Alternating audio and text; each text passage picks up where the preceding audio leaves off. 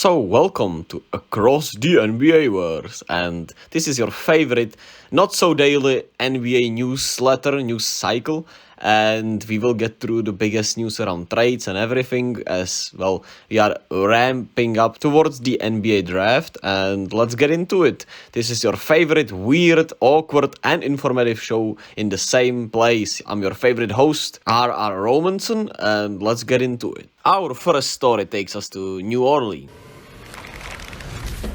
where Zion has been the talk of the town, and the lady is still tweeting about him. It's been like 6 days already since he announced he has a baby, and that other lady has been tweeting about him since, and it's horrible. It's truly horrible. I had to block her already. And the New Orleans Pelicans are not opposed to trade talks and engaging in conversations around Zion Williamson being potentially traded, which is somewhat surprising considering his health issues. It's also not.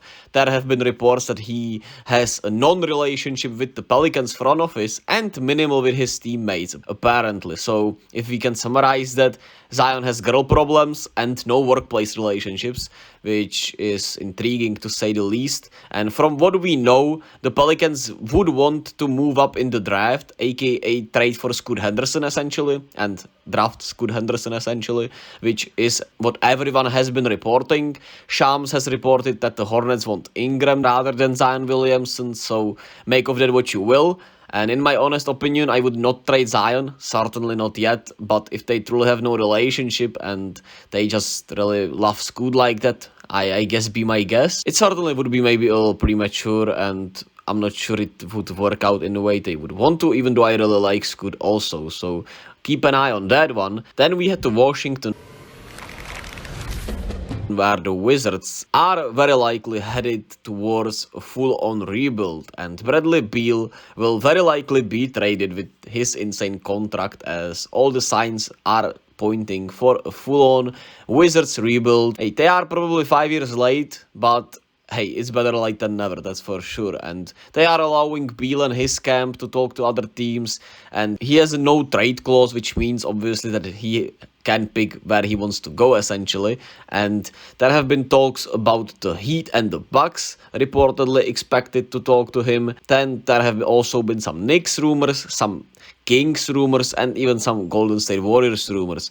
And I really like Bradley Beal. He is a really great player, and if you can get him for a reasonable price, even with that contract, it would make sense, especially if you are a contender. But it's gonna be intriguing what type of deal will be, what type of deal will get you over the hump with Bradley Beal. Of course, there have been reports about the Bucks, but if they have to trade Chris Middleton, is it really worth it to do that?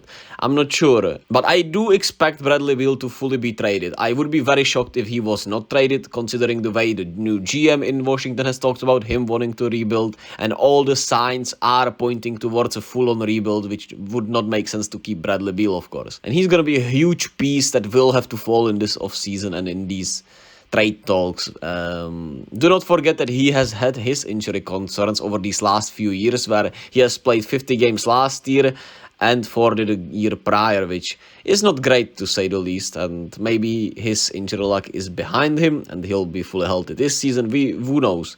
We can predict the future. I certainly hope so for his sake and, for the league's sake, because he's a fun player. But we never know. Next up, we head to Toronto,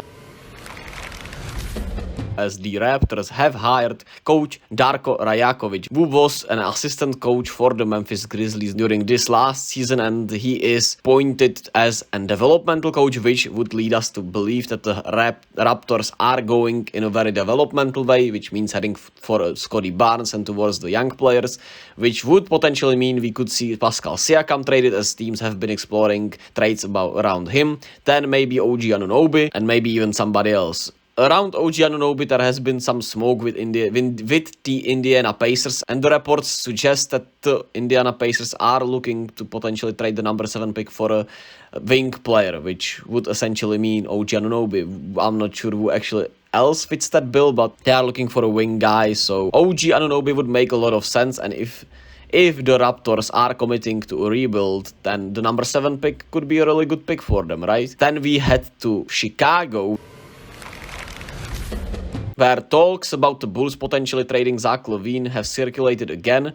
Hard for me to see this actually happening, to be honest with you, but maybe the Bulls will finally rebuild fully and trade every one of that big three that failed.